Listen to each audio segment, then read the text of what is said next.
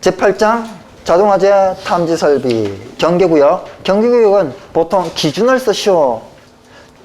기준. 경계구역 수를 구하시오. 계산. 그죠? 두 가지 각도로 준비를 하시면 되겠죠. 수신기는 P형, R형, GP형, GR형.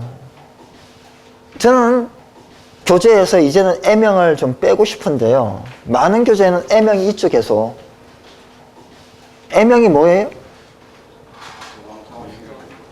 1번에 있는 개인 소유형의 반대예요. 국가용입니다, 국가용. 사유재산이 아니고 국가재산이라는 겁니다. 국가에서 돈을 들여서 설치하는 거예요. M형 뭐가? 수신기가요. 근데 대한민국은 제가 알기로는 M형 수신기를 설치한 사례가 없어요. 그래서 저는 빼는 건데요. M형 수신기가 뭔지 아세요? 전화기가 없던 시절에 소방서가 여기 있어요. 소방서가 있어요. 소방서가. 그리고 길 따라서 쭉 이렇게 선을 쭉 깔아놓고, 그리고 여기다가 선을 깔아놓고 이렇게 병렬로 해서 뭐를요? 스위치를 한 개씩 설치한 거예요. 마을마다 이렇게 병렬로 이게 스위치를 한 개씩 설치한 겁니다. 스위치를 한 개씩. 그래서 이 동네에서 불 났으면 이쪽으로 달려와서 이게 누르는 거예요. 이 동네에서 불 났으면 동네마다 발신기를 한 개씩 설치하고요. 소방서에 뭐를요? 수신만 설치한 거예요. 그래서 누르면 어디에서 불 났다고 이게 알 수 있게끔요. 뭔 얘기인지 아시겠어요? 뭐 없을 때, 전화기 없을 때. 지금은 이제 전화기가 있으면 어때요? 건물 안에 있는 누구한테만 알려주면 돼요. 관계자에게만 알려주면 되잖아요. 그럼 관계자들이 뭐예요? 전화를 하겠죠. 자, P형 수신기, R형 수신기, GP형, GR형. 가스 겸용을 이제 GP형, GR형이라고 하는 거죠. P형과 R형의 구분. 제목이 뭐예요? 신뢰성, 유지관리, 이런 제목을 위주로 공부하시면 되겠죠. R형이 어떤 장점이 있어요? 단점은 비싸다라는 거고, 장점은 뭐가 있나요? 신호 전달이 정확하다. P형은 안 정확했어요. 정확했거든요. 사실은 문제가, 고장이 뭐가 더 많이 발생을 해요? 저는 R형이 더 많이 발생할 거라고 생각하는데요. 기기가 더 복잡해졌잖아요. P형이 더 단순하잖아요. 그래서 문제가 발생할 소지가 얘는 1000개고 얘는 100개인데 이 표를 누가 만들었어요? R형 업체에서 만들었죠. 원래 P형을 생산해서 잘 팔고 있었어요. P형만. R형을 새로 만들어서 R형 업자는 이제 비교해서 가격은 비싸지만 우리가 더 좋다, 이런 표를 만든 거죠. 멀티플렉싱을 이용하려면 무슨 수신기가 있어야 돼요? R형 수신기가 있어야죠. 회로수가 뭐야?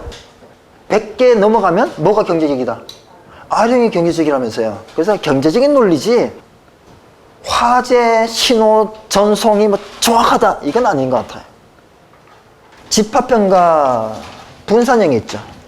전원장치 내장형, 비내장이 있는데, 전원장치가 뭘 얘기하는 거예요? 비상전원을 얘기해요? 상용전원을 얘기해요? 비상전원을 얘기합니다. 즉 축전지 내장, 비내장에 따라서 이렇게 구분을 하는 거죠. 저는 이제 쉽게 넘어가요, 이렇게. 근데 공부하는 방법은 어때요?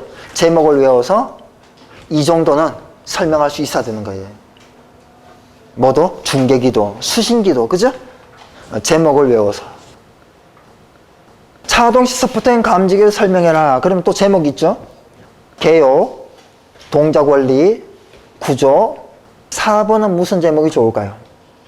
장단점 또는 특징. 암기 방법, 마지막에 비신사 가설 구간 조작이라는 제목을 드렸죠? 특징에 이를테면 차동식 소프트웨어 감지기는 비화재 보호 가능성이 높아요, 낮아요? 비화재보 가능성이 높죠. 그죠? 자, 그 다음에 부연 설명은 뭘 할 거예요? 비화재보 가능성이 높다. 끝입니까? 한 3줄, 2줄 써주면 좋은데. 예, 비화재보가 뭐예요? 실제로 화재가 아닌데 오동작에서 화재인 것처럼 건물 관계자에게 알려주는 게 비화재보인데 이런 비화재보 가능성이 높다. 그럼 뭐보다 높아요? 비화재보 가능성이. 불꽃 감지기, 축적청, 아날로그, 정원식, 감지 선형 이런 등등 8개 있잖아요. 이런 거에 비해서 높다. 뭐 그렇게 쓰면 뭐 5줄도 쓸 수 있겠네요. 동작 원리. 동작 원리 어떻죠? 화재가 났다. 그러면 뭐가 팽창을 해요? 감열실의 부피가 팽창을 하죠. 공기의 운동 에너지죠. 속도가 빨라져서. 그죠? 사실은 또 자체 부피도 팽창하기도 하겠죠. 왜요? 이상기체는 자체 부피가 없지만 실제 기체는 자체 부피가 있다면서요. 근데 온도가 올라가면 당연히 자체 부피는 어떻게 되겠어요? 커지겠죠, 당연히. 그죠? 네. 그래서 다이아프램이 위로 상승을 하고 접점이 붙어서 이렇게 설명을 할 수 있어야 될 것 같아요. 기사 수준 넘어가야죠. 이런 그림들이 헌해서 원리를 설명할 수 있어야 됩니다. 이번에 차동식 분포형 감지기는요. 왜 1번은 서포트형이고 왜 2번은 분포형일까요? 저는 이것을 감열실의 크기 차이라고 저는 생각을 해요. 서포트형 감열실이 작잖아요. 그러니까 당연히 일부분만 가열했을 때 이 작은 공간이 부피 팽창을 해서 접전을 붙이겠죠. 근데 밑에 있는 차동식 분포형은요. 감열실의 크기가 어때요? 감열실이 크잖아요. 아니면 크다기보다도 길잖아요. 그러니까 어느 한 부분을 가열하니까 어때요? 옆으로 가다가 어떻게 해요? 부피 팽창이 다시 작아진다는 거죠. 그래서 충분히 좀 넓은 면적을 가열해 줬을 때 부피 팽창 효과가 있고 접점이 붙죠. 그 다음에는 똑같아요. 다이아프램이 접점하고 이제 붙어야 되니까 빵빵해져서. 그죠? 그 원리는 똑같다고요.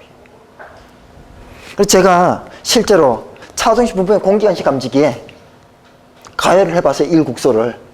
라이터 1개 가지고 했더니 안 되더라고요.